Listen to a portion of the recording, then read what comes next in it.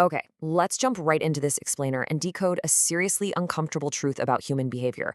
And we're doing this using the ancient, but honestly incredibly relevant wisdom of Chanakya. If you're not super familiar, Chanakya was this brilliant ancient Indian polymath and a master strategist. He was an incredibly sharp observer of human nature. Look, today we aren't just giving you generic advice on setting boundaries or, avoiding toxic people. No, we are looking at something way more brutal.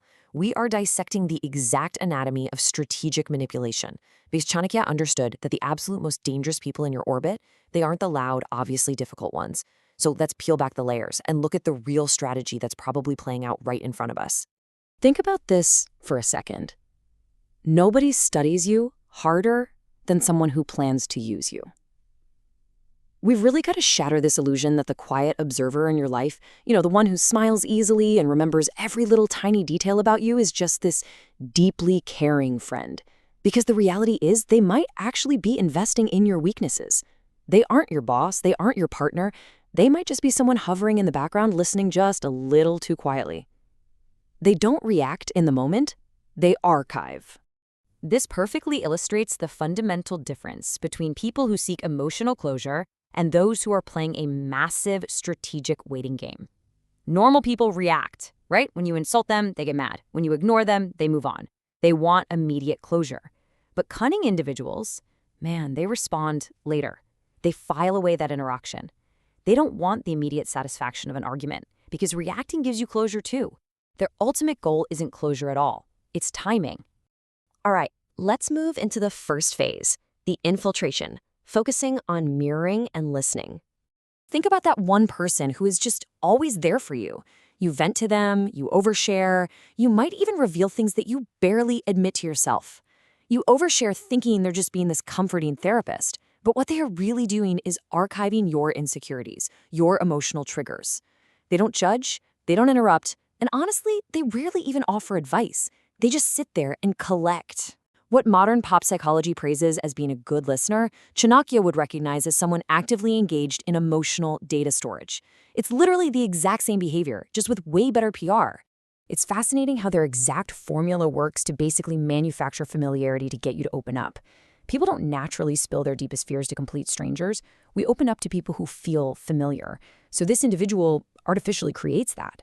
First, they build trust by being a sounding board. Second, they reduce your suspicion by never, ever being confrontational. And third, this perfectly calibrated environment makes you so incredibly comfortable that you just keep revealing more and more. It's a subtle, highly effective product they're selling you, and by the time you realize it, you've already handed over the keys. Which brings us to their favorite tool for this: mirroring. At first, they feel like exactly your kind of person. They share your humor, your frustrations, your exact vibe. You think, wow, finally, someone who gets me. But here is the chilling truth. They adjust their humor, their opinions, and their energy to perfectly match yours. Not because they get you, but because they are calibrating themselves to your defenses.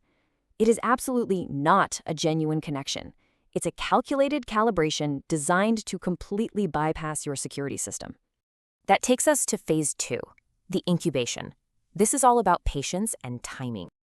The crucial point here is that they hoard this leverage, waiting in the shadows for a specific moment of weakness to strike. They don't use what they've learned when you are strong and confident. Nope.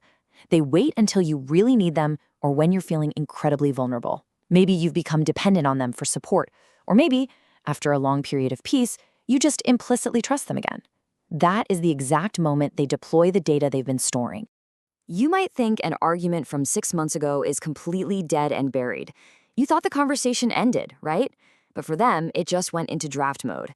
It's exactly like a chess game you didn't even realize you were playing, where your past words are just waiting to be deployed against you. Months later, they will casually drop a line that hits so precisely it feels surgical. Because, well, it is. Moving on to phase 3, the execution. This relies heavily on positioning and confusion. Truly cunning individuals don't expose your weakness directly. Instead, they quietly position things so that you do the damage to yourself. Look, amateur manipulators will attack you loudly and try to embarrass you in front of people. That creates drama, and drama is messy. Smart strategists, however, they create environments where your own weaknesses do the work for them. No drama, no noise, just a perfectly engineered trap. Let's look at a practical example from the source material. Say you've confessed a fear of confrontation. They will engineer perfectly tailored discomfort, like subtly pushing you into the spotlight in a group setting where you naturally stumble. They know you hate speaking up. So when everyone is gathered around, they casually volunteer you or pivot the attention straight to you. You hesitate, you look unsure, and they don't say a word. They don't have to. Everyone else sees you stumble, and they keep their hands entirely clean. And this brings us to their final layer of defense, maintaining a mask of selective kindness. This prevents you from correctly labeling them as a threat. If someone is openly toxic, it's actually quite easy to deal with, right? You just walk away. But when someone is strategically nice, polite, supportive, occasionally very helpful, your brain just shorts out. It creates hesitation and deep, deep confusion. Their polite, supportive demeanor makes you doubt your own instincts, paralyzing your ability to defend yourself. I guarantee we've all had these exact thoughts. Maybe I'm overthinking this. They didn't mean it like that. I can't be mad, they literally helped me last week. That is the genius of their design. Their kindness isn't entirely fake, it's just highly selective. It's perfectly measured to keep you from labeling them as an enemy. And if you can't label the threat, you simply cannot defend against it. Finally, phase 4, the resolution, shifting your perspective. We have to accept the uncomfortable reality that we often provide access to our deepest vulnerabilities under the totally false assumption that we are building connection. The real danger isn't that they know your weakness. It's that you willingly, emotionally, and repeatedly taught it to them. You thought you were building a bridge. You weren't. You were just handing over the blueprints to your fortress. Not everyone who understands you is actually on your side. So, the next time someone feels just a little too perfectly aligned, a little too patient, don't ask if they get you. Ask yourself this one vital question. What are they learning about me that I'll regret later?